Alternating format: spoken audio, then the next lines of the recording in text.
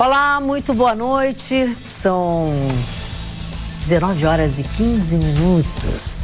Já é uma segunda-feira, mais uma semana está começando e com ela mais uma atualidade Pampa. A Justiça de Cuiabá determinou o bloqueio de uma parte dos bens do ministro Eliseu Padilha.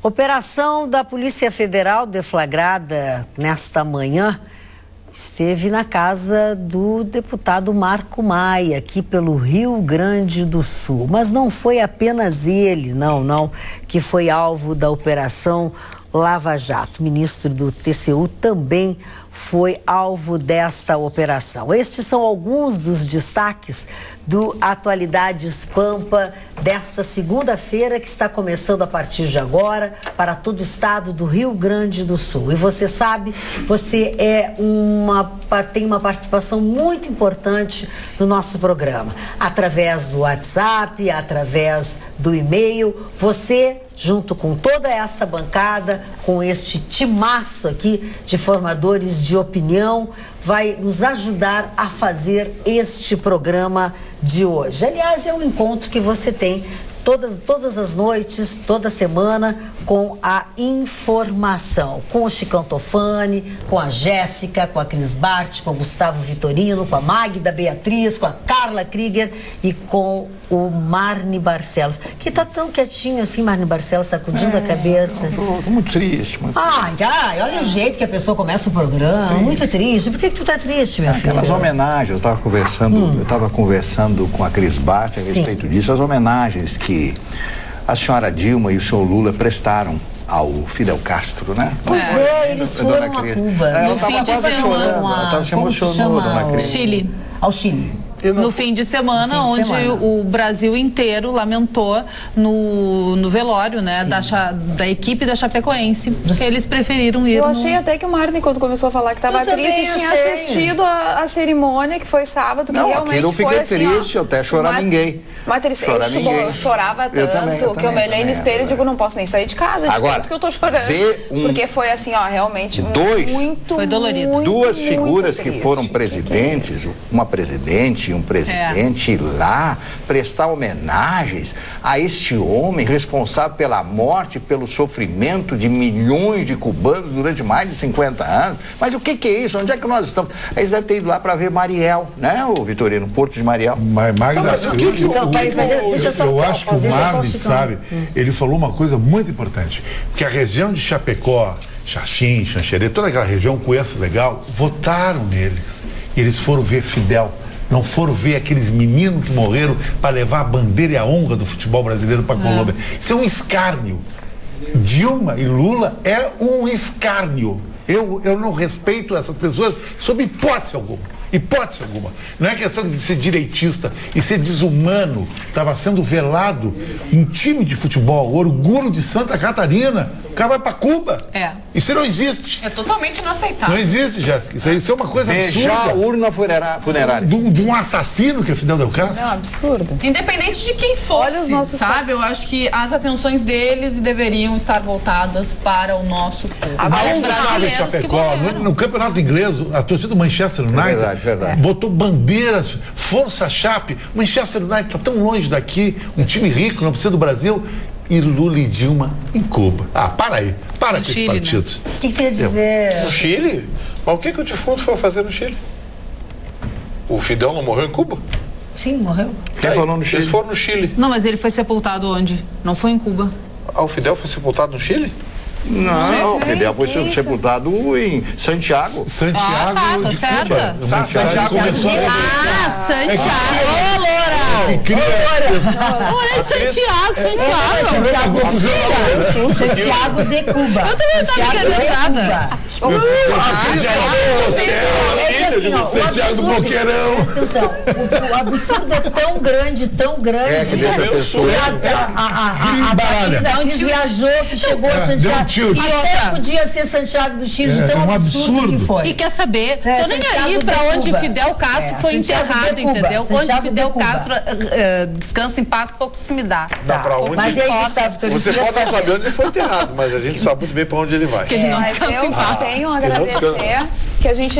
Olha as parcerias, né, do antigo governo, né? Com quem eles se davam bem, as relações exteriores, né, Marta e Marcelo. Foi, né? Então, assim, eu agradeço isso, que essas relações tenham mudado um pouco nos últimos tempos. Mas agora vocês também são muito cri-cri, né? Vocês não largam do pé da Dilma e do Lula nem agora, né? Mas eles também não param de o que eles fizeram aí também, eles irem pra onde eles quiserem, deixem eles em paz. Eu tenho um lugar tão legal para eles ir que eu ia sugerir. Assim. Sugere. Não é legal. Agora, bem longe. É meio longe. Deixa assim. Olha, eu acho que eles estão bem perto. E tem que viajar no avião da Lumiar, como é o nome da Lamia. Mas não tem mais agora. Acabou. Era o único que tinha, era esse. Não tem mais Lamia. Acabou. É o único que tinha. Acabou. E a história do sobrevivente, né? Sim. Ele deu uma entrevista porque todo mundo disse, não, ele fez a posição fetal e tal, por isso que ele se salvou. Ele disse, não, quando caiu eu não vi nada, eu desmaiei e acordei depois, porque a gente não foi avisado sobre a queda. Ninguém foi avisado que o avião estava em perigo, a gente estava posando. Então, realmente foi avisado que coloquem os cintos que nós vamos posar. E aí ele contou, então, quem disse, né? Porque daí as coisas se espalham, né? Não, ele não fez a posição, ninguém foi avisado. Ninguém sabia, né? Na verdade, que o avião ia cair. Agora tem uma curiosidade, hein? Os seis sobreviventes estavam no último terço do avião. Exatamente. A parte de trás, tu vê que ficou aí. A aeromoça e esse técnico estavam no fim do avião. Sabe por quê, Gustavo? No rabo do avião. Não sei se tu sabe a explicação, é porque ele caiu no último morro. Só faltava um morro nas colinas ali. Ele tava. Então, se ele passa aquele morro, ele via a pista. Cabeceira da pista. Não, mas assim, isso é uma curiosidade em todo o acidente, sempre quem se salva. A parte mais segura do avião, estatisticamente, é em cima da asa ou no fim do avião. No rabo do avião, Porque o avião tem uma tendência sempre a cair de bico. O problema do em cima da asa tá no fato de que se tem combustível na aeronave, é o primeiro que queima. E no final do avião é uma sensação ruim, né? Porque fica tremendo, vocês não acham? Turbulência, sente muito. Treme muito, sente bastante a viagem. Agora, eu realmente não sabia que Mas essa notícia que mandaram aqui, confere, Vitor, que o Renan Calheiros foi afastado agora por liminar? Não. Tá aqui? Não, pelo menos até o fim do programa. É que a rede entrou com o pedido. Não. Até às 7 horas não tinha nada. É que a rede entrou. A rede, exatamente, que a rede afastou. A rede entrou isso aí. O STF para afastar o presidente Renan Calheiros. Agora, se foi deferido, para quem caiu a distribuição, é interessante saber para quem caiu a distribuição. Manifestação deu certo. Porque como já estava 6-0, e o Renan agora é réu, como já estava 6-0 para nenhum réu ocupar cargo na linha de sucessão, o seu Toffoli pediu, aliás, o seu Toffoli essa semana tocou a boca no trombone, né, no final de semana, ele disse, estão reclamando aí que o Chicão processo... não procede. Marco Aurélio. Mas levou Marco Aurélio. É coisa de... O Marco Aurélio deu a liminar? O relator do pedido de liminar é o ministro Marco Aurélio. Então eu não duvido. Mas outro cara a Magda chegou aqui, olha aqui, eu tô olhando aqui, ó, olha aqui, ó. A Magda está checando os sites nacionais. Vou te dizer o que diz aqui, ó. O ministro do Supremo Tribunal Federal, Marco Aurélio Melo, concedeu liminar, que é uma decisão provisória, nesta segunda-feira, para afastar Renan Calheiros, do PMDB de Alagoas, da presidência do Senado. O ministro atendeu a pedido do partido Rede Sustentabilidade e entendeu que, como Renan Calheiros virou réu no Supremo, não pode continuar no cargo em razão de estar na linha sucessória da presidência da República. Defiro a liminar pleiteada. Faço para afastar não do exercício do mandato de senador outorgado pelo povo alagoano, mas do cargo de presidente do Senado, o senador Renan Calheiros, com a urgência que o caso requer, deem cumprimento por mandado sob as penas da lei a esta decisão, afirma o ministro no despacho. Mas deu? Tá certo. Mas atenção, mas vou antecipar para vocês, isso aí quando for para o plenário vão derrubar. Bom, ok, mas a notícia, senhoras e senhores, é esta. Foi dada ele vai dormir fora da presidência. Foi dada a liminar. Tem que ser intimado, né? Tá, foi dada a liminar e ele foi afastado. Citado, né? Até quando? Agora isso aí, o Chicão falou aguardem as novas informações. Chicão falou na manifestação, estive ontem na manifestação, fui, Magda, de volta para as ruas, e um dos pedidos era exatamente esse. Aliás, o maior pedido, acho que todos de acordo, do afastamento do presidente do Senado, Renan Calheiros. Então eu acho bem positivo. Eu também acho. Né? E tem que fazer pressão mesmo. Tem que fazer Sim, a pressão das ruas era essa. O Renan hoje. Falando em pressão, eu sofro uma pressão. Se juntou ao Lula, né? O bonequinho aquele tinha do Lula e do Renan. Agora tá aumentando a fila dos bonequinhos. Agora... E será que a gente leva o Lula? Tá todo mundo querendo ver o Lula em cana, né? Só que o Sérgio Moro vai ter que dar uma sentença muito técnica, porque essa sentença vai impactar o país, né? Vai repercutir internacionalmente. Então o Sérgio Moro, para ele dar uma sentença, decretar a prisão do Lula, condenar o Lula, ele vai ter que dar uma sentença muito técnica, muito bem fundamentada, e ele tem consciência disso. Agora, em relação a essa decisão do Renan Calheiros, eu acho que se recorrerem ao pleno do STF, o pleno caça. Porque não tem trânsito em julgado ainda a decisão que proíbe pessoas que respondem a processo no STF na linha sucessória. O trânsito em julgado ainda não ocorreu porque o Toffoli pediu vista, o processo não foi dado por encerrado, não foi dado por julgado. Deixa eu ver se eu estou entendendo. Eu tenho alguma dificuldade nessas coisas. Por que o Eduardo Cunha foi e ele não? Qual é a diferença que tem da situação do Eduardo, que na época também foi pedido a mesma coisa, ele tinha a mesma situação do Renan. Sim, mas o Eduardo Cunha foi afastado por corrupção. O Renan Calheiros, não. O Renan Calheiros é por incompatibilidade com a função. O que acontece? O STF está julgando uma ação também da rede que argue que na Constituição brasileira não é permitido ninguém na linha sucessória respondendo a uma ação no STF. Essa ação tinha por objetivo, uma ação de constitucionalidade, ação direta de constitucionalidade. O STF tem que decretar, sim, a Constituição proíbe que qualquer pessoa que responda a um processo judicial fique na linha sucessória. O presidente do Senado está na linha sucessória. Sim. Portanto, o Renan Calheiros não poderia enquanto não fosse réu. O Renan Calheiros, na semana passada, foi decretado réu. Porém, o julgamento dessa ação direta, essa ação declaratória de constitucionalidade, essa ação não teve trânsito em julgado porque depois de estar 6-0 pela declaração de que sim, não pode ocupar cargo, o ministro Toffoli, que era o 7º a votar, pediu vista do processo. Okay. Segurou. Não terminou. E o mandato termina em fevereiro. Entendi. Então, dizem que é por esta razão que talvez não venha a acontecer isso. Por essa razão, talvez o pedido, o recurso agora ao pleno, pode acabar cassando essa liminar. Olha bem, Estou falando em hipótese jurídica, o cenário como Então a rede ela se antecipou nesse pedido declaratório que ela fez para o STF com relação à linha sucessória. Essa questão da linha sucessória está na nossa Constituição Federal? Tá. Sim. Se está na nossa Constituição Federal, então esse pedido liminar ele é julgado em cima da Constituição. Sim, mas e não da ação declaratória. Sim, mas vai depender da interpretação da Constituição. Pois é, aí que tá, a Constituição não é clara sobre a matéria e nesse aspecto o pedido da rede ao STF era exatamente que esclarecesse, é quase que um embargo de declaração, então ele pediu que o STF esclarecesse, olha, pode ou não pode. O STF por 6-0 estava dizendo que não pode. E o Marco Aurélio já tinha votado? O Marco Aurélio já tinha votado, uns votos eram dele. Falando em esclarecer, em julgar e coisas do tipo, eu tenho que fazer uma meia-culpa aqui e também esclarecer e me desculpar, se vocês me permitem, apesar de que eu vou fazer uma coisa pessoal, mas eu não quero deixar para depois, porque pode passar o tempo.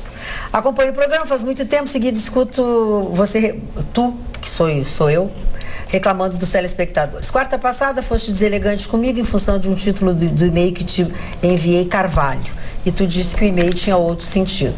Isso quem manda é o senhor Eduardo Vasconcelos. E é verdade, senhor Eduardo, porque efetivamente eu li só o seu e-mail, aquele, e não li o anterior. Depois tu viu o que era e não teve o bom senso de desfazer o mal entendido. O senhor tem toda a razão. Tenho diversas pessoas conhecidas que olham o programa também e tu ainda, eu não lhe chamei de mal educado, ficou subentendido. Induziu a crise, também se acharam o direito de me criticar. Não gostaria de dar razão a quem te ofende.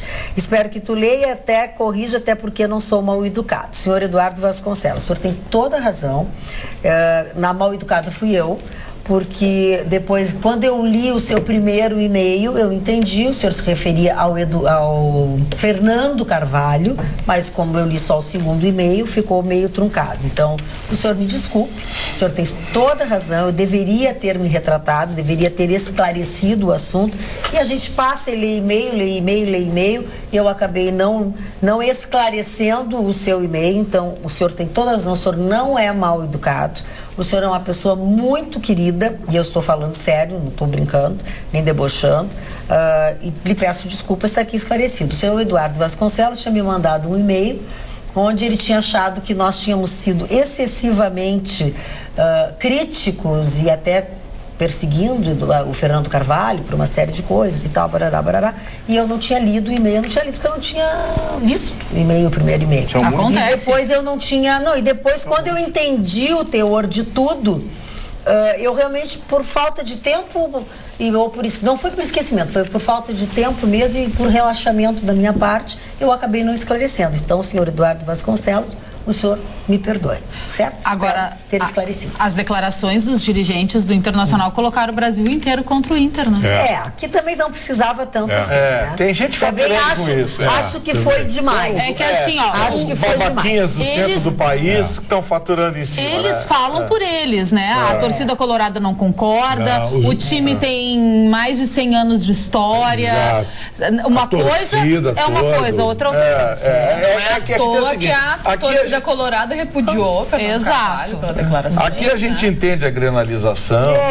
Eu acho que foi um pouco de exagero. Mas fora daqui tem um bando de babaca lá que está se aproveitando. Brincadeiras à parte, a gente até, né, a gente acabou pautando algumas coisas, a gente apareceu aqui, apareceu ali e tal, mas não era nem de longe a nossa intenção, não temos absolutamente nada contra ninguém, assim, pessoalmente, mas fora que assim, o diretor, o time, o jogador, ele é passageiro no clube. Agora a torcida não. Então não pode, uma coisa, outra coisa. E eu dou nome aos bois. Quem tá puxando isso é o Juca Kfouri, lá de São Paulo. Ele é corintiano assumido e tem um áudio do Internacional, porque o Internacional mandou o Corinthians para a segunda divisão.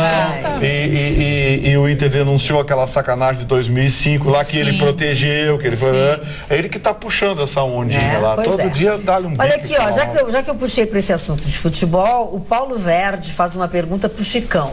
O que você acha do vidente Carlinhos, Chicão, que já acertou muitas previsões e agora disse na televisão que o Atlético Mineiro ganha a Copa do Brasil, o Grêmio terá um jogador expulso no primeiro tempo. Paulo Verde. E ele ainda antes do acidente da Chapecoense gravou um programa dizendo que ia morrer um time inteiro. Carlinhos? Foi este mesmo Carlinhos que rodou Carlinhos o vídeo acerta dele muito. na internet. Eu acho, Magda, do ponto de vista técnico, eu acho que o Grêmio vai ganhar. Por quê? Porque o Grêmio pode perder de 2-0, que ainda tem direito aos pênaltis. O Grêmio é um time que sabe se defender bem, o Renato fez um sistema de defensivo melhor que o Roger, e o Grêmio vai jogar numa ligação direta. O que seria? O jogo de contra-ataque. Vai chamar o Atlético Mineiro. É óbvio que o Atlético Mineiro vai fazer um gol, que tem jogador matadores ali, mas um gol não é suficiente, a arena vai virar uma bomboneira, e o Grêmio está com uma autoestima muito alta, em detrimento, sabe do quê? Por causa da baixa estima do Internacional. O Internacional e o Grêmio, com dois clubes que dividem a beleza de uma mesma cidade, entre aspas, a torcida, tudo, só um tá em alta quando o outro tá em baixa, assim é a vida. É a gangorra. É a gangorra da vida. E nunca essa gangorra teve tão desvelada. Depois eu falo. acredito que muitos gremistas vão me criticar agora, mas eu tenho muitos amigos gremistas e eles estão mais felizes com a possibilidade de rebaixamento do Internacional do que ganhar Isso é verdade. Foi a mesma coisa quando o Grêmio caiu. Porque quando o Grêmio caiu, tá fazendo festa. Isso eu acho tão pequeno. Mas faz parte. Teve aviãozinho. Mas eu acho que... Quando o River Plate caiu, o Boca Juniors fez festa em Buenos Aires. Mas eu não troco um título. Eu também não. Ficaria muito mais feliz de ganhar o título. Agora, hoje pela manhã, a minha professora de Pilates que ouviu na rádio, um apresentador de rádio, um comentarista, enfim, não é de futebol, mas alguém que já foi de futebol, sei lá, entende de futebol, disse que o Grêmio vai perder a partida dessa quarta-feira, porque o Renato está muito abalado, o Renato não para de chorar, ele está muito mal com esse desastre. E aí eu tinha, uns minutos antes, tinha escutado um comentário de que no treino de ontem um jogador veio, deu um carrinho num outro jogador e no carrinho ele levou o Renato junto e o Renato caiu e deram boas risadas. Eu acho que não, sabe por quê? Mas porque esse jogador, teve um jogador da Chapecoense, um zagueiro, assim, um garotão, que até tem um vídeo dele na internet, Felipe Machado, ele foi das bases do Grêmio. Eu acho que o Grêmio vai ganhar, jogar tudo para ganhar, em honra até esse pessoal da Chapecoense. Eu acho que o efeito é o contrário. Já ganhou, tem pavor do já ganhou. Mas eu contei pro meu irmão, né? Meus irmãos são loucos pelo Grêmio, loucos. E aí eu disse pro mais velho, não sabia que teve uma previsão da queda do avião e também que o Grêmio... Não me fala isso. Mudou o dia, ficou louco. Aí ele disse, então por que tu foi me contar? Ai, que aflição. Mas vamos torcer. A Chapecoense foi decretada hoje à tarde campeã da Copa Sul-Americana, deve receber 2 milhões de dólares, 2 milhões e meio de dólares pelo título, assim São como 7 também milhões de reais, ainda terá assegurado alguns jogos. Com isso, a Chapecoense tem confirmados no ano que vem 6 competições. E está na Libertadores. E a Recopa Sul-Americana. A fase de grupos da Libertadores, né? Era sobre isso que eu ia falar. Está na Libertadores da América, tem o Campeonato Catarinense, Copa do Brasil, Campeonato Brasileiro, Libertadores da América, Copa Suruga e a Sul-Americana. Acho que vai ser o grande ano da Chapecoense. Vão ser seis competições. A Chapecoense tem até agora, eu fiz um cálculo lá na rádio sobre os amistosos e os recursos que a Chapecoense está recebendo com esses títulos todos, deve gerar em torno de 20, 25 milhões. Gente, para montar um time de futebol hoje não dá nem para largada. Não tem... Para complementar a notícia, né? O Atlético Nacional de Medellín também, né? Ficou com o vice, no caso, foi vice-campeão, né, da competição, e eles vão ganhar da Conmebol, vão receber o prêmio centenário da Conmebol ao Fair Play, que também vão ganhar um valor em dinheiro, cerca de R$1 milhão, então também vão ser beneficiados. $1 milhão de dólares. $1 milhão de dólares. E eles também vão receber esse prêmio pela iniciativa, né? Porque eles que iniciaram essa vontade, esse gesto que eles tiveram de querer que a Chapecoense fosse. Aliás, a Colômbia falando em gesto, tem um jogador também que se... Alguns jogadores estão se oferecendo para disputar a temporada de 2017 pela Chapecoense. E tem um jogador que já é um meio atacante islandês, já jogou no Chelsea, no Barcelona, é o Eidur Gudjohnsen. Jogou no Barcelona. Grande jogador. É bom jogador. Ele joga na Índia, no futebol indiano, e aí se ofereceu a jogar na última Eurocopa com a seleção da Islândia. Gudjohnsen, jogador de alto nível. Jogador de primeira linha. Vai ser interessante, porque se jogou contra o Inter na final do Mundial. E pelo... outro elemento que trabalha conosco aqui. Jogou contra o Inter na final do Mundial pelo Barcelona? Não sei. Pode ser porque ele é veterano já. Pode ser porque pelo Twitter ele chamou Ronaldinho também. Então vai jogar 6 meses, Barcelona. Ele deu uma chamada no Ronaldinho, falando e tal, com a hashtag Força Chape, que ele viria, meio que chamando o Ronaldinho pro jogo. Interessante, a Chapecoense pode, diante desse drama todo, crescer. Interessante, né? Pode crescer. Mudando de conversa, Marli Barcelos, diga alguma coisa. Eu posso falar da vergonha que eu senti do senhor Roberto Requião. Por quê? Senador Roberto Requião, sabe o que ele disse? Que ele... Perguntaram o que ele achava dos manifestantes. Não, eles tinham que comer alfafa.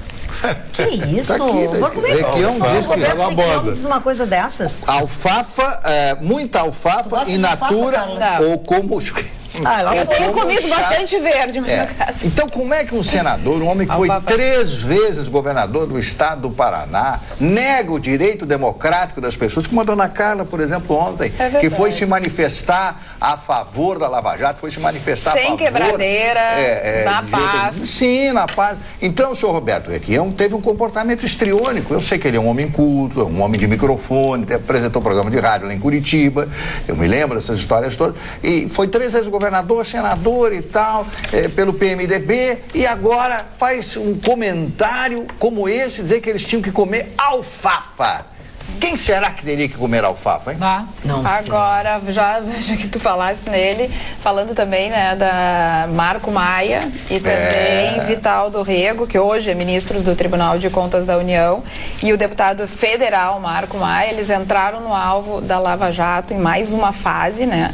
Hoje foram cumpridos mandados de busca e apreensão, inclusive na casa do deputado federal, que é em Canoas, né?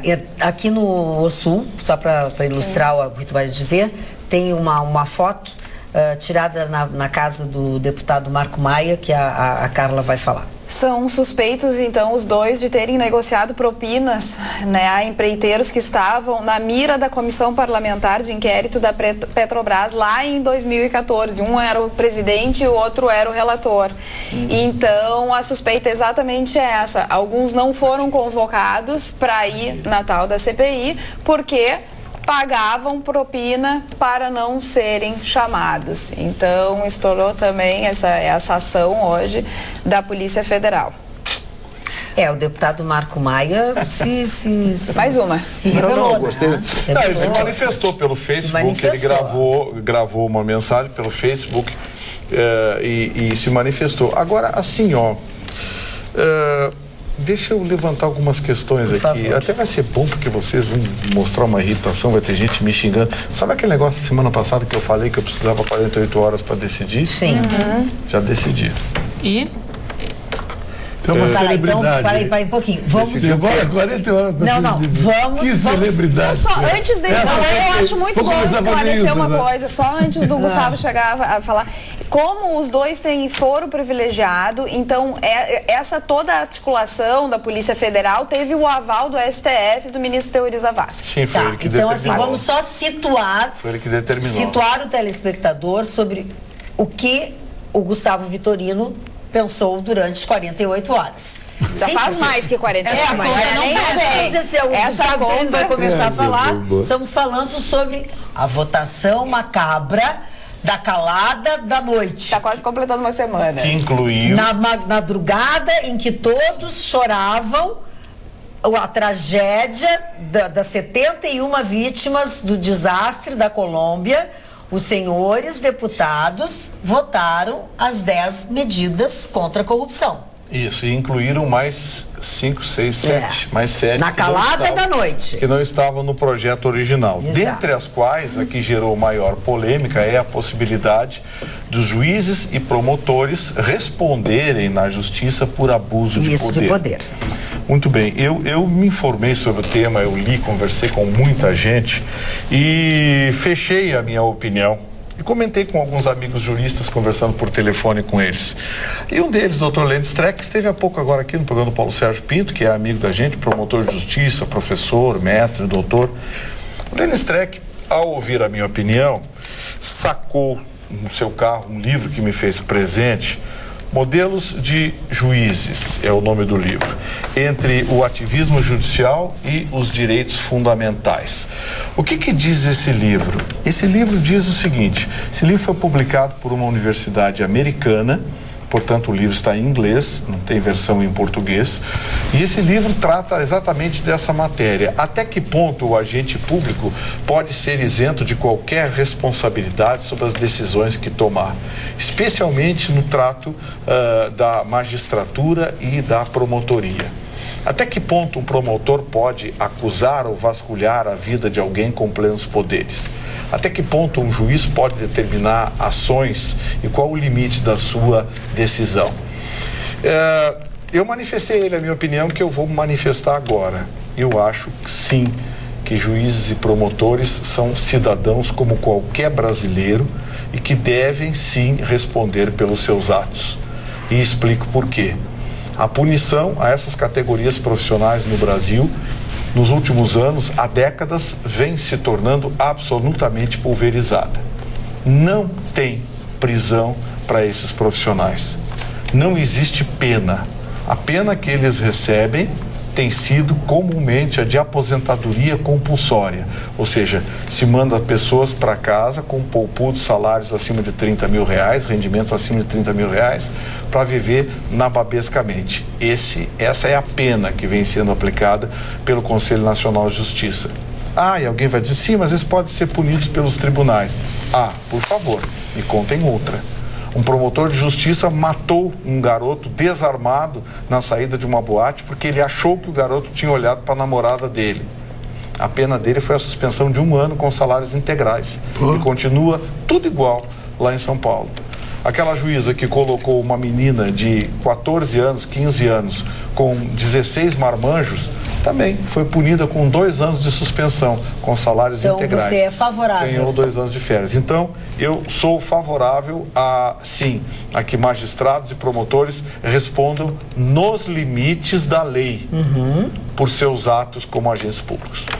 E aí, concordas com isso, Mário? Eu concordo com o que o Vitorino disse, porque isso aí, o fundamento disso aí é a lógica. O fundamento do direito é a lógica, tudo que é lógico.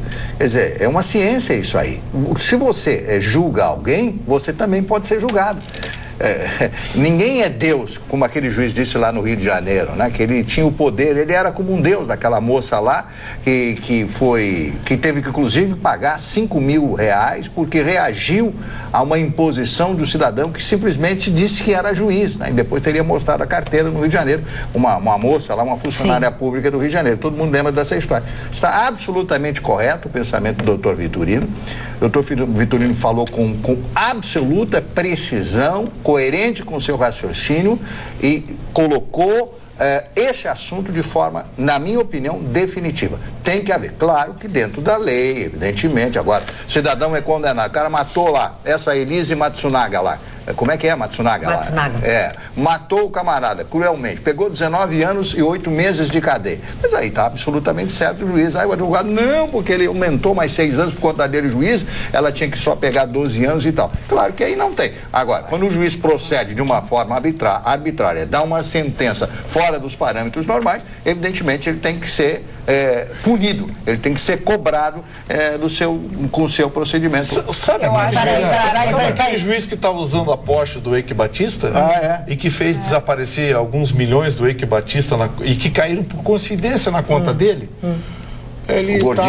Ele tá de férias. Tá, deixa o Chicão falar e depois volta pra cá. Eu preciso de 48 horas para pensar, para manifestar sobre isso. Então deixa a Carla falar. Esse é um assunto muito importante. Agora, essa mulher que matou o japonês é nota 2, aquela mulher.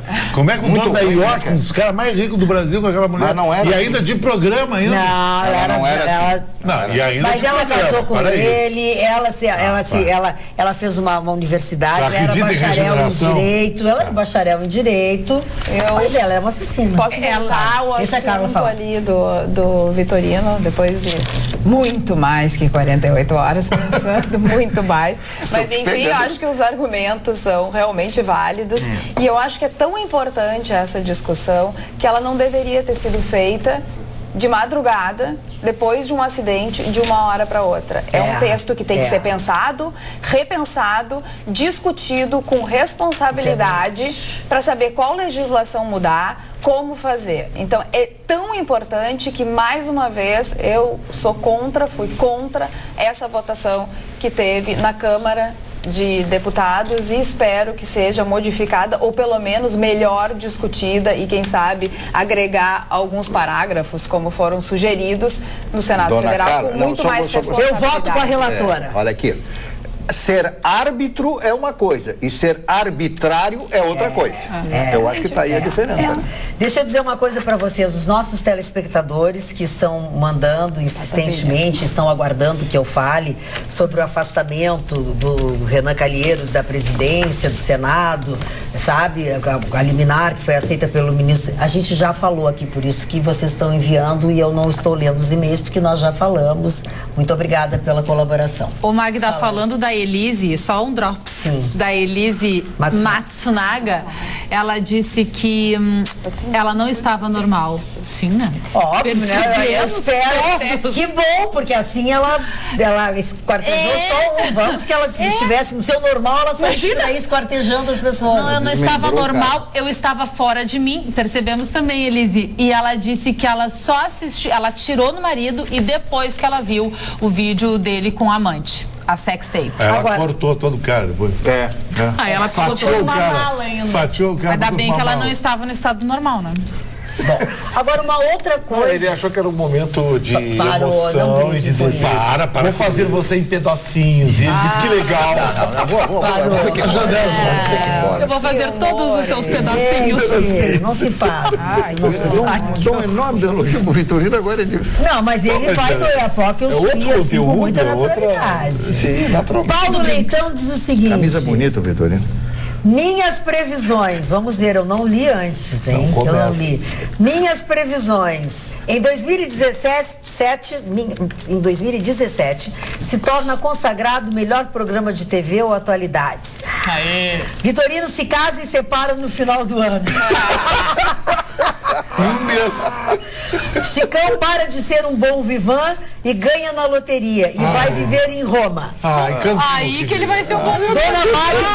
Dona Magda acaba com o mistério do carro preto. E para fechar, o senhor Marmin assume a sua rede de lazer. Às vezes... É aquela das 7 da manhã que tu diz pra nós que não sei o que. É uma rede. Às vezes temos que rir depois de tanta tristeza e corrupção. Abraços fraternos a toda a bancada. Paulo Leitão. Muito obrigada, seu Paulo, pelos momentos de lazer. Mas o Paulo, eu caso no início do ano e me separo no final. Durou bastante, né? Agora tudo é fast food. É tudo McDonald's. Tudo McDonald's. Fast food. O Dona Magda do PDT largou o governo Sartori hoje à tarde? Como é que ficou? Não fizeram nada. Estão em discussão. Não, eles foram para um restaurante para discutir. O Carlos Lupe veio para cá e quer que o PDT vire oposição. Esse Lupe é um oportunista. Já perderam os cargos em Caxias do Sul. Perderam os cargos em Porto Alegre. Muda prefeito agora. Ele está acabando com o PDT, né? PDT, dos poucos estados que o PDT ainda tem significação, que é aqui, está acabando. Acabando o PDT. Vamos lá. O que é que tu ia falar, Carla? Não, tô lendo aqui no WhatsApp. Magda. Oi, fala. Eu tenho aqui uma notícia, enquanto o pessoal vê aí. Um projeto do deputado Jerônimo Gergen, do PP, do Rio Grande do Sul, pretende tornar crime hediondo roubo e contrabando de agrotóxico. 2 projetos que tramitam na Câmara Federal enrijecem o controle do uso e venda de agrotóxicos no Brasil. As 2 iniciativas são do deputado federal Jerônimo Gergen e estão na fila para votação.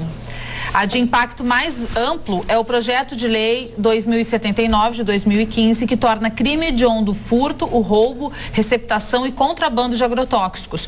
Com isso, o condenado terá de cumprir 2/5 da pena antes de progredir do regime fechado para o semiaberto. Hoje, ele precisa cumprir apenas 1/6 da pena antes de receber benefício de progressão de regime. Sabe por que tudo isso? Sim. Porque a lei brasileira é cheia de jabuticaba.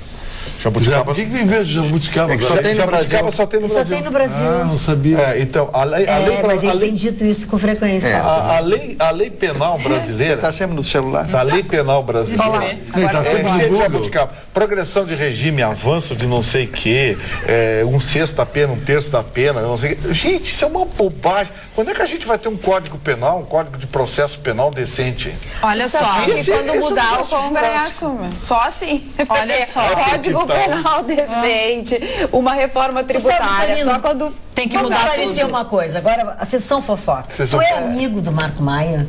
Estão perguntando aqui, tu aliviou ele. Disseram que tu tirou o pé do acelerador. Peraí, eu não aliviei. Eu conheço o deputado Marco Maia, conheço pessoalmente. Acho que é implicância. Eu também conheço pessoalmente. Sim, mas olha bem, se ele for culpado, ele vai responder. Tá, mas tu não respondeste a minha pergunta. Agora, se ele não for culpado, porque assim, muita calma nessa hora, porque o deputado Marco Maia jamais foi convocado pela justiça. E, no entanto, hoje, for lá chutar a porta da casa dele. Tá.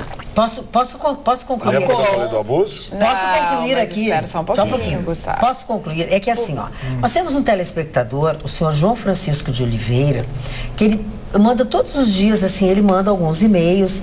E assim, ó, eu efetivamente, senhor João Francisco de Oliveira, eu penso, é um critério meu, eu penso que eu não posso responsabilizar ou querer que... eu não posso responder pelas atitudes da minha mãe, do meu pai, do meu irmão. As coisas que meu pai, o meu irmão, a minha mãe, o meu tio fazem, eles são os responsáveis, certo? Então, eu não vou ficar cobrando, eu não vou responder por eles, não pode me responsabilizar pelas coisas que essas pessoas fazem, isso é uma coisa. E ele tinha feito já uma pergunta a respeito do deputado Marco Maia, que já estava na nossa pauta. Mas agora ele faz uma crítica, ou ele rebate o que tu falaste sobre juízes e promotores, tá? E aí ele escreve assim, ó: sei que não lês meus e-mails, pois eu vou direto ao ponto e critico a parcialidade de vocês. Mas o que o Vitorino fala sobre juízes e promotores é meia verdade. Vamos aos fatos. Esse projeto está desde 2007 no Senado. Por que somente agora, em plena Lava Jato, que foi colocado em pauta? Segundo, no fundo, esse projeto é para amedrontar juízes e promotores da força-tarefa.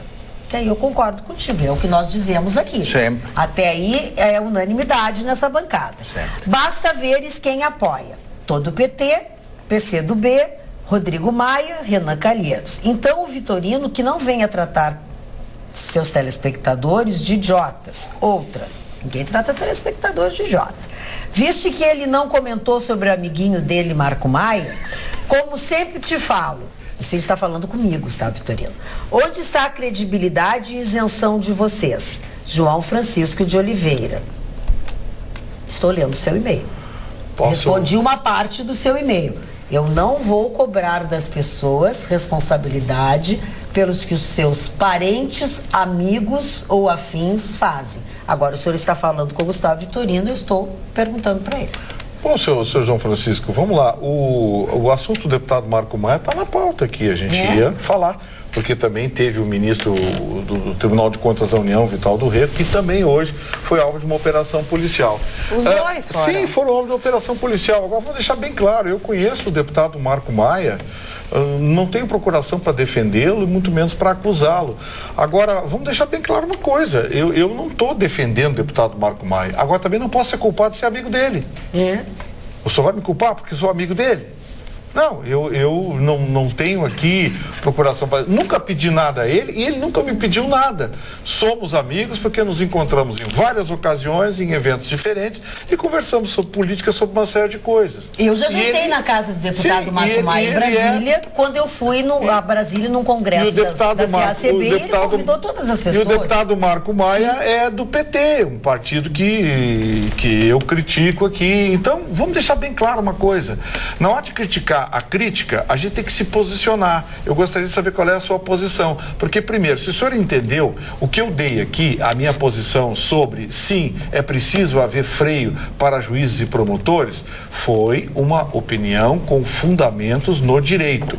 Não estou falando da circunstancialidade. A circunstancialidade, quem abordou foi a Carla. E com quem eu também concordo, embora possa parecer uma ambiguidade. Mas eu acho que é o que ele está perguntando, por que tu acha que foi abuso de autoridade hoje entrar na casa de Marco Maia? Não, mas eu não disse isso, eu disse agora.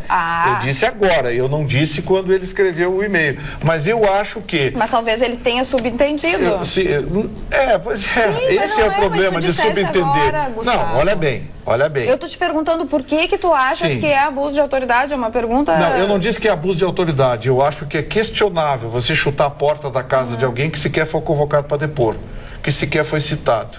Eu acho que é preciso antes a pessoa ter o direito de defesa. Mas não, Gustavo, essas ações servem exatamente para a surpresa das pessoas. Porque senão as pessoas Gustavo, eles tiram com todo mundo. Fizeram com Lula, fizeram no sítio de Atibaia, fizeram em tudo que é lugar. Não chutaram a porta da casa do Lula. Não, do sítio de Atibaia, sim. Não, o sítio de Atibaia é um sítio abandonado, vazio. Eles batem na porta. Tem um mandado que tem aval do STF. Porque existe indício de prova, senão não teria.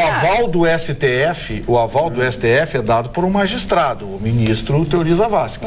Ele é um magistrado como qualquer outro, que está numa escala superior, mas é um magistrado como qualquer outro. Então, assim, ele determinou, muito bem, tem que se ver o conjunto de provas, porque até agora, sabe qual é a única coisa que ele tem? A palavra de um cidadão que é processado, condenado, que já foi cassado. E que atirou com metralhadora rotativa para todo lado. Aí eu vou perguntar o seguinte, tá bom, se não encontrarem nada da casa do deputado Marco Maia, como é que fica? Vai ficar por isso? Fica na casa dos outros. Não fica mas, na casa. Vitorino, não, agora eu também não entendi. Olha bem, eu não estou defendendo o deputado Marco Maia. Só eu acho que esse é um parâmetro. Não, só que esse é um parâmetro para se entender que alguém precisa fundamentos. Ou seja, para você mandar chutar a porta da casa de alguém, você tem que ter indícios. Qual é o indício que tem? O Delcídio Amaral disse que ele é só Delcídio, a gente não tem. Não, a gente não tem os autos. Mas, Vitorino, peraí, deixa eu... a gente tem que saber. Deixa eu te perguntar, essa é a questão que eu levantei. É só esse o indício ou tem mais coisas? Deixa eu te fazer uma pergunta. A atitude que eles tiveram, estou te perguntando, não foi a mesma que eles tiveram na casa do Lula? Não, o Lula, eles não tiveram na casa, eles não chutaram a porta da casa do Lula. Mas eles foram buscar. Chutar é você entrar, com busca e apreensão. Na casa do Lula, eles foram fazer uma condução coercitiva para que o Lula fosse depor. Mas, por exemplo, aqui, quando nós tivemos um problema aqui, em Porto Alegre, que envolveu o Banrisul, te lembra? Sim. Lembra? Como é que, por exemplo, quando eles foram nas agências de publicidade, como é que eles fizeram? Sim. Tá? Eles chegaram na agência 7 horas da manhã, porque eles têm que entrar antes que abram, né? Chegaram lá, a porta estava fechada, certo? O que eles fizeram? Eles ligaram para a casa do dono da agência e disseram: nós temos um mandado de busca e apreensão. O senhor vem aqui abrir ou nós vamos arrumar. Ele se... Me dá 30 minutos que eu vou aí. Mas juridicamente não tem relação, Magda. Assim, ó. Mas para mim entrar na porta é a mesma coisa, Gustavo. Não, Magda, por que na casa do Marco Maia tinha que ser diferente? Não, Magda, a expressão chutar a porta é uma expressão... Mas não é a mesma coisa da agência que eu estou falando? Sim, busca e apreensão. Só que é preciso olhar os autos para ver se existem indícios outros que o testemunho do senador Delcídio Amaral, a lei do senador Delcídio Amaral. Mas tem algum depósito do nome dele, porque a simples palavra de um senador, de um sujeito cassado, condenado, não pode servir para chutar a porta de um deputado federal, seja ele do PT, do PMDB, do Amaral era PSDB, tanto quanto ele. Sim, Magda. Tá, Gustavo, não, tá bem. Vamos mudar de assunto. Eu tô colocando juridicamente. Vamos mudar de assunto. 5 segundos. Acabou o assunto. Eu não sou Vitorino. Mas se eu fosse Vitorino e fosse amigo do Marco Maia, eu falaria bem, nunca mal. Eu não falo mal dos amigos. Tá. Eu sou um jornalista que não falo mal dos amigos. Mas aí a gente tem que ter parcialidade na hora de falar de Mas eu gosto dos meus amigos. Bom, eu já abro mas o jogo. aí não dá. Eu não vou enrolar. Mas não, ninguém está acusando, eu não falo mal do Marquesan. Não deixando todo mundo queimando do Marquesan por aí. Não. Eu não falo mal do Marquesan. Acho que o Marquesan é um baita de um gestor. Pode ter tido um erro nessa avaliação. Vamos a uma outra notícia que interessa a todos os pais que têm filhos em escolas privadas. Eu tenho uma notícia muito triste, que as escolas privadas prevêem um aumento de 11,5% nas mensalidades para o ano que vem. Isso será um trauma para aqueles que têm filhos na escola, como a nossa doutora Carla aqui. Tem 2. É um pacote, Carla. O bom é que a terceira já está saindo da faculdade. Então... Eu quero dizer mais. Só tenho a agradecer agora. Começar a entrar. 3 filhos na escola, a pessoa que tem, você tem 3 filhos na escola, isso representa 30%, 10 7 mais milhões 10. E meio quando chegar com 25 anos. Bom, é o que custa um filho. Ele teve a disfarçatez, o maior homem de marketing do Rio Grande do Sul, do Grupo Zafras, me disse: Chicão, eu não tenho um filho, porque um filho sai 2 milhões e meio. Então eu preferi comprar um apartamento em Miami. Não, Chicão, vai dormir abraçado no apartamento em Miami. Não tem coisa que valha mais do que um filho abraçar um filho. Essa que é a grande realidade. Essa relação, dinheiro não compra. Ele tá lá em Sunrise, lá em Miami. Cada um com seus problemas. Eu vou ficar quero encerrar a notícia. disse. Então, as escolas particulares vão aumentar. Agora, isso aí aumenta o número de pessoas procurando vagas nos colégios públicos. Evidentemente, as pessoas não têm dinheiro para pagar. E essas mensalidades em colégios privados são mensalidades altas, 1.000, 1.500, 1.000. Uma escolinha aí de criança ali é 1.500, 1.600, dependendo da escola. É muito creche, isso aí. É muito caro. Os primeiros anos, 3, 4, 5 anos, gasta uma verdadeira fortuna. 11,5%. Portanto, se você tiver filhos em escolas particulares, se prepare. 11,5%. E Magda, falando em essa ideia, só para não fugir do assunto, não você perde vai mudar tempo. Claro, vou mudar. Só antes. Não, mas não Magda, existem algumas escolas nos Estados Unidos que elas têm uma parte da mensalidade paga pelo poder público e a outra parte é paga pela iniciativa privada. O que acontece? Você consegue oferecer por um preço razoável uma escola de qualidade razoável para uma categoria da população que não tem dinheiro para pagar a escola privada porque é cara e, ao mesmo tempo, que é algo um pouco melhor que a escola pública, ou com mais condições que a escola pública. Por que não criar isso no Brasil? Criar verbas voltadas à educação, em vez de botar dinheiro fora em tanta bobagem que se põe, se criar esse tipo de coisa, deixa a gestão privada nas escolas e o poder público, olha, vou comprar 50% de 100 vagas. Umas casas, prisões. Quanto é a escola? É R$1.000, tá caro. Eu pago 300 por 50% da bolsa. Os outros 50% você coloca à disposição. Seria interessante, porque a gente vê hoje, por exemplo... A gente só quer que as pessoas saibam ler e escrever. Pois é, mas a gente não tem nem quem sabe ler e escrever, a gente só quer isso. Seria interessante. Não, mas eu acho uma boa ideia. Claro que é uma excelente ideia. É uma meia bolsa, né? Meia bolsa. Uma meia bolsa, uma espécie de meia bolsa. E, ao mesmo tempo, o governo pode monitorar o custo dessas escolas privadas. Porque tem algumas que abusam, né? Dona Magda, eu só gostaria de um agradecimento de 5 segundos. Hoje eu recebi uma visita na Rádio Pampa, um cidadão que me trouxe alguns livros e hoje ele trouxe outros livros, né? Eu estou com um problema sério que tem uma pilha, uma montanha de livros para ler. Mas um dos livros é profundamente interessante, Vitorino, que é do Dostoiévski, que se chama O Idiota. Eu não sei se será que é alguma ilação? A minha biografia deve ser. Não, a minha, então. Não, eu estou brincando. Assim. O livro é a edição de 1951, né? Um livro desse famoso, esse espetacular. Só quem tinha nascido nessa época era o Chicão. Aliás, falando nisso, essa semana temos um festão, né? Não fui convidado a comunicar. Quarta-feira. O Chocão? É agora? Estão falando que quarta-feira, dia do jogo do Grêmio. Do jogo do Grêmio, né? O Chicão faz quantos? 49, não? Eu não estou aqui fim de falar de mim. Eu não tenho que você vai. Idoso, o final de ano tá muito estranho. Não é a mesma coisa. Então eu vou falar do Jacob Boehm. Coisas pessoais. Tá, então eu vou falar do Jacob Boehm. Só porque ele falou em livros, tá? Lembra que eu falei que eu recebi um e-mail da pessoa que está contribuindo. Jacob. Não, é de Joseph. Isso. Ela só tem os dois nomes. Jacob. Só Jacob, tá? Não tenho nem o livro dele. Conforme já combinado, cumpro o dever de comunicar que por obra do acaso, e este não existe, caíram em minhas mãos 2 volumes deste filósofo ímpar alemão, quase analfabeto das letras, mas um dos maiores luminares da humanidade, que segundo Louis-Claude Saint-Germain, encontra em suas obras uma solidez que não pode ser movida, uma profundidade, uma elevação e um alimento tão pleno e infalível, que considero perda de tempo buscar tais coisas em outro lugar. E exortar-nos e lançar-nos por todos os meios desse conhecimento das profundas verdades. Aconselha-se que seja lido A Aurora Nascente, seu primeiro livro, para então ler o segundo, Os 3 Princípios da Essência Divina. Não, são 2 tomos. Embora eu não tenha obedecido essa ordem. Lançamentos inéditos em língua portuguesa, essa obra é dita um privilégio do catálogo da Polar Editorial por ter tamanha envergadura.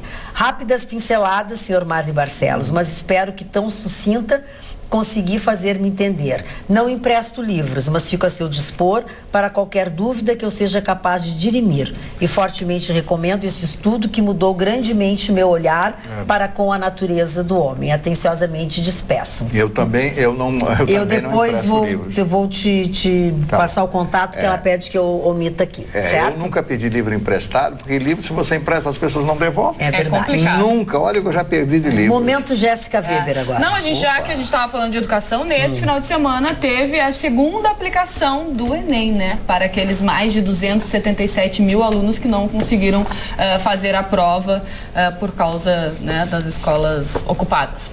E vocês viram o assunto da redação, foi super comentado, que o tema da redação foi caminhos de combate ao racismo no Brasil. E além deste assunto super comentado sobre racismo, ainda tiveram algumas questões que foram questionadas pelos alunos, né? Mas tá aí. O gabarito do Enem da segunda etapa, no caso da segunda aplicação, né, vai ser divulgado nesta quarta-feira para esses alunos. Ô Magda, Fala. bad news. Why bad news? What is... Gente, mais notícias. Olha só, a Petrobras acabou de anunciar que vai aumentar o preço da gasolina e do diesel na refinaria. Tá, mas peraí, baixaram o preço, não baixou o preço. Agora vai aumentar, eles querem aumentar? 8,1% da gasolina e 9,5% do diesel a partir de amanhã. Como mas sacanagem, né? Isso.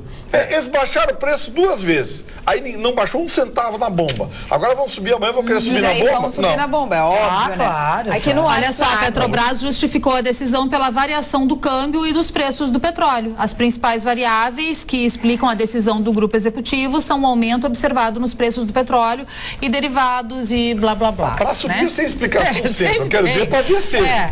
Para baixar nunca tem. Em uma jogada de mestre aqui no WhatsApp, Marco Aurélio, da Checkmate, acaba com pedido de vistas de Toffoli, que mantinha Renan na linha sucessória, Felipe Vieira. Então só pode ser uma... não é o Paulo que manda, mas ele coloca aqui uma notinha que deve ter dado. No site do Felipe Exatamente. E aí ele explica que a decisão do ministro Marco Aurélio afastar Renan Calheiros da presidência do Senado força então que o Supremo a retomar a pauta da sucessão de Temer, que foi trancada, como já explicou aqui o Gustavo, pelo Dias Toffoli. Você sabe que tem uma vingancinha nisso aí? Porque o processo relatado pelo Marco Aurélio, que votou sim pelo afastamento de quem estiver respondendo o processo na linha de sucessão, o Toffoli, quando ele pediu vista, ele começou a ser cobrado, que ia sentar em cima do processo. Ele disse, olha, o processo ficou quase 1 mês lá com o ministro Marco Aurélio. Ontem é que veio aqui para o meu gabinete. O Marco Aurélio não gostou nem um pouquinho do Toffoli dar essa informação pela imprensa. Na verdade, quem estava sentado em cima era o Marco Aurélio.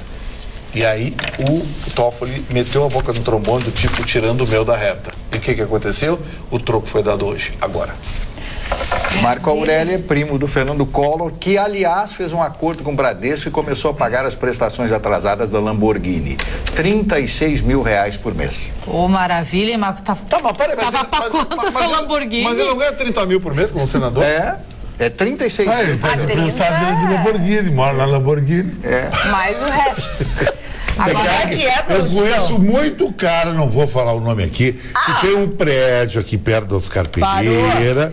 Não vou dizer o nome. Tem um prédio ali, o apartamento vale 295 mil e ele tem um Camaro vermelho conversível V8 que vale 325. Tá certo. Aí eu perguntei pra ele, doutor, por que tu tem um Camaro e um apartamento que é um JK, cabe na minha sala e eu ando de Uno? Ele disse assim, eu não posso levar a casa para a sinaleira, ele leva o carro para a sinaleira. Eu achei maravilhoso aquilo ali. Eu achei maravilhoso a história dele. Ele só anda com Maria Gasolina, é outro departamento. Eu sou um cara intelectual. Tu não tá nessa operação, não vou nessa operação. O que já tinha vindo essa operação? Isso é tão cara. Como eu sei que tu não te importa de levar lambada, eu dar uma lambada, posso? Tá, vamos lá. Então vamos lá, senão eles chutam a mim, né? Boa noite, bancada. Pelo visto, o Vitorino está todo dodói. Em seguida, repete que chutaram a porta da casa do Marco. Devem ter uma relação muito estreita para tanta defesa. Só falta o tal de Marco dizer que isto foi golpe, como é costume dos petralhas. Abraços do admirador do programa, que é muito divertido, principalmente as tiradas do Chicão e do Vitorino. Assina Valdir Leucin de São Leopoldo. Vitorino disse que está jantando lá, que o cara é legal, faz um peixe maravilhoso. Tá, mas a Aldrin Boff, tu sabe que ela é punk, né? Foi aquela que me chamou de cretina. Quanto ao Vitorino defender, mas porque ela já mandou assim, se tu, com letras grandes, se tu quiseres, Magda, leia. Não me boicote. Quanto ao Vitorino defender mais um político sujo, Marco Maia, só dá para concordar com um dito muito antigo. A profissão dos advogados é do diabo. Tirando raras exceções. Tá difícil, Zé. Só para lembrar, a polícia entrou no apartamento da Gleice Hoffmann, outra política suja. Ai, sabe Deus, tem que iluminar mais o povo brasileiro para enxergar a verdade. Só quem não quer ver que a política está morta, enterrada, tem que mudar tudo. Que Deus os abençoe. Abraços, Audrey. Ela tá boazinha hoje. Até que não xingou. A Audrey tá super querida hoje. Estava bem preparado para coisa. A Audrey tá super querida, tá fofa. Tá fofa. A Audrey tá fofíssima hoje. Achei que vinha coisa pior. Fala aqui, cara. Marne. Mas o diabo... Parou. O diabo atendeu a ligação de Deus e Deus disse para ele, olha, manda aí, que caiu um engenheiro aí, com o número no CREA, tudo, coisa e tal, caiu aí no inferno, manda ele para cá imediatamente, porque o céu precisa. Não, mas ele já caiu aqui, não, mas imagina, engenheiro, lugar de engenheiro é no céu, constrói, desenvolve projetos, cria, enfim. Não, manda para cá. E o diabo disse, não mando não. Agora caiu aqui, tá aqui, arrumou aqui, lá ar-condicionado, tudo, não vai sair nunca mais. E Deus disse, manda para cá, senão eu te processo. E o diabo responde, você vai arrumar advogado. Diga ao Marne que há dois tipos de tontos: os que emprestam os livros e os que devolvem. Tales Erechim. Ele tem razão. Como é que é? Dois tipos de tontos: os que emprestam os livros e os que devolvem os Que livros. maravilha. Olha aqui, ó, Alberto Zimmer é teu amigo, Oscão. Não falo mal dos meus amigos. Essa foi a piada do ano do moralista Tofani, dos dois relógios cebolões dos pulsos. KKK, Alberto Zimmer. Claro que eu sou moralista, sou um cara da direita, da extrema direita, da ditadura total, entendeu? O que é total? Da ditadura Como é que é total? brutal, entende? Então eu sou um cara dos amigos, porque são os amigos que eu tenho, um amigo que me ligou agora para jantar lá no Barra Shopping agora. Todo dia eu recebo amigos. Eu sou um homem de amigos. Então, se o Marco Maia é amigo do Vitorino, ele tem que defender o Marco Maia. Se o Marco Maia fosse meu amigo, eu defenderia ele. Tudo bem. Vocês não defendem a mulher de vocês? De repente dão bola nas costas de vocês? Para aí. Tá. Eu não estou defendendo. Descaradamente. Não dá nem. Depois tu olha. Depois tu olha. Eu não te gosto de olhar. Dá uma olhada. Aquela do Vitorino. Argumento jurídico. Não convenceu ninguém. Vitorino, as mulheres não tem que defende mulher que trai eles? Não é um momento de traição? Ah, sim, o Cornélio Cornélio. O Cornélio defende a mulher, Olha aqui, ó, Carlos Eduardo é tudo mentira, culpa do sofá, papapá. Defende o Marco Maia também.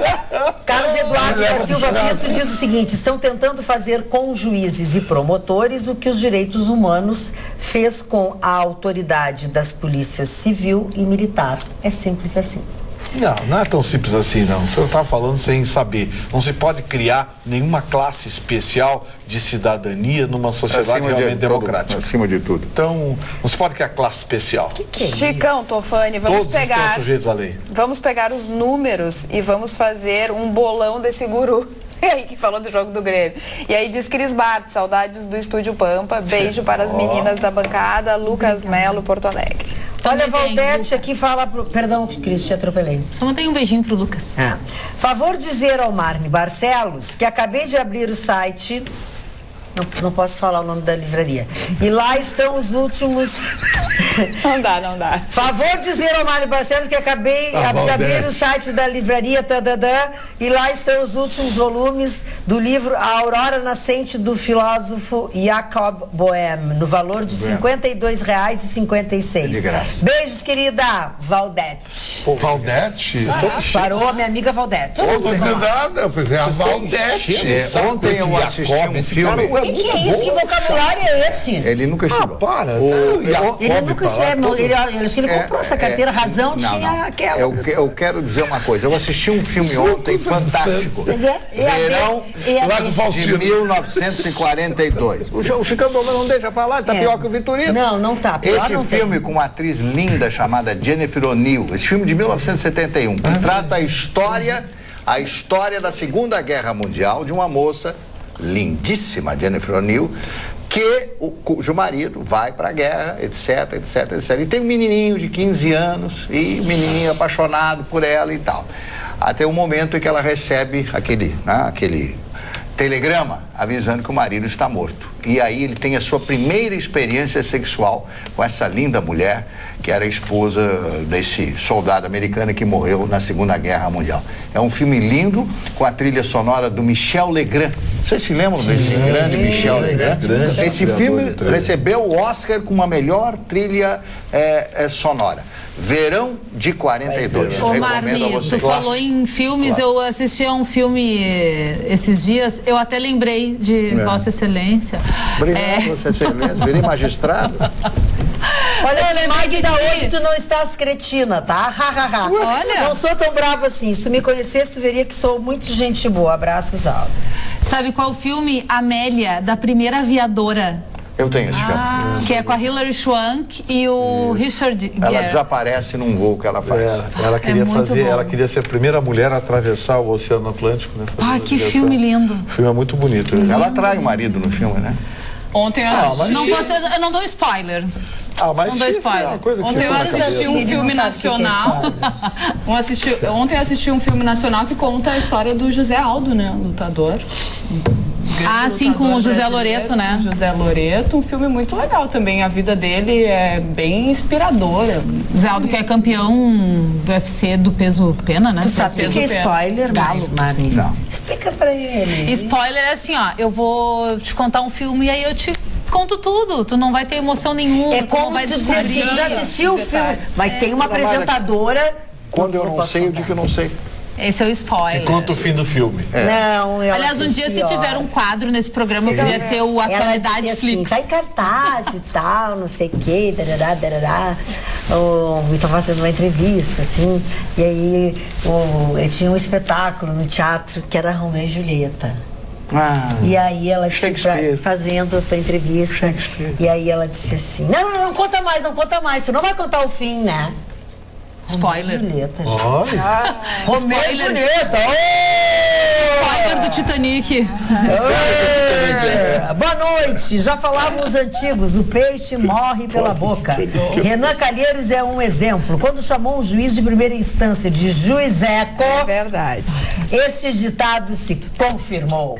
Hoje ele foi afastado da presidência do Senado. Muito bom. KKK. Abraços a todos. Seu Manuel Azevedo. Bem, se vê o desespero dele para votar a tal da lei depois da madrugada de quarta-feira, quando votaram na Câmara. Foi para o Senado, o que Renan Calheiros quis, e alguns outros também, articularam para essa legislação passar assim, ó, por cima de tudo, não passar em nenhuma comissão, não ter nenhum trâmite legal e entrar em julgamento em seguida. Tava com medo. Agora a bruxa tá... Mas se for para votação, e passar, qualquer partido que entrar no STF arguindo inconstitucionalidade, leva. Do jeito que o Renan Calheiros queria fazer, ele podia até fazer, podia votar, podia aprovar a lei. No outro dia, qualquer partido de oposição que entrasse no STF... Mas aí é desespero, a pessoa perde o senso. É desespero. Assim, agora, quem é inteligente é inteligente. O Renan Calheiros é o Eduardo Cunha de ontem. Tá no caminho, vai levar... É o próximo. Agora, elegante, né? Elegante, cabelos implantados, né? Aliás, o senhor podia ligar para ele para perguntar. O Magda... eu sei até de onde tirar. Parou? E a bruxa tá solta, né? Não, parou. A bruxa tá solta, muito triste a morte daquela noiva a caminho do casamento. Aquela num acidente de helicóptero. Foi constatado que o mau tempo, de fato, prejudicou o voo, que ela estava indo para a cerimônia do casamento, estava o piloto, ela, o irmão e uma fotógrafa. Que estava grávida, né? Que estava grávida no helicóptero, o helicóptero caiu. Pavor de surpresa. A gente sempre sai surpreendido. Eu só andei uma vez. Eu não gosto de surpresa também. De surpresa. Ai, vamos fazer a surpresa? Não gosto. Imagina o noivo, que não sabia. Sim, era uma surpresa que ela ia fazer. Total. E o pai e mãe que perderam os dois filhos. No dia do casamento da filha. Aí tu imagina a situação, tá todo mundo lá, todos os convidados esperando a grande atração de um casamento, que é a noiva. Perderam os dois filhos. Sim, porque morreu ela e o irmão. Ela e o irmão. Gente, essa notícia me acabou com o meu dia hoje de manhã quando eu vi. Que tristeza. É triste. Essas tragédias assim foi que a Magda falou, uma conotação de imprevisibilidade. Que que nos pega de um jeito que... Por isso que eu não sei quem foi o filósofo, essa é a coisa do Marne, ele sabe que é esse cara. Esse é o departamento do Marne. Tem um que Sexto falou, andar do departamento do Marne. você pode viver 50 anos ou você pode viver um ano 50 vezes. Recomendo, viva cada ano da sua vida de maneira diferente. Cada dia. E a noiva tinha um sonho de andar de helicóptero. Você já andaram de helicóptero? Eu nunca andei, eu tenho medo. Parece que o cara está sentado no ar. Eu tenho muito medo. Eu não tenho a mínima nunca mais andei lá em cima. Confesso que eu tenho medo. Falando ainda nesses imprevistos aéreos, saiu agora uma notícia que a Xuxa estava num avião que foi atingido por um raio e teve que fazer um pouso de emergência também. Tá, mas não dá pra... melhor ficar em terra. E a seleção argentina que foi transportada pela Lâmia, a controladora disse hoje, você viu o que ela falou? A aeronave que pousou em Buenos Aires tinha só mais 4 minutos de combustível. Meu Deus! Mas foi o mesmo. O mesmo cara. Não voavam mais com esses caras. O cara era doido. Não voavam mais com esses caras. O cara era pirado da cabeça, só tinha mais 4 minutos, um imprevisto qualquer. Uma voltinha que ele tivesse. Como foi que aconteceu, né? Perdeu. Como foi que aconteceu? Como aconteceu? Deixa eu dizer uma coisa pra vocês. Já desde o início do programa, o Rafael Correia, que é um telespectador assíduo nosso, ele faz uma reclamação aqui, na verdade. Será que é o presidente do Equador? Não. Aquele seria Rafael Correia. Esse é Rafael Correia. Ah, sim. Entendeu? Muito bem. Presta atenção. É diferente. Sim. Se fosse senhor Rafael Correia. Rafael? Aí seria, né? Sí, claro. Su habla español es perfecta. Perfecto. Su habla.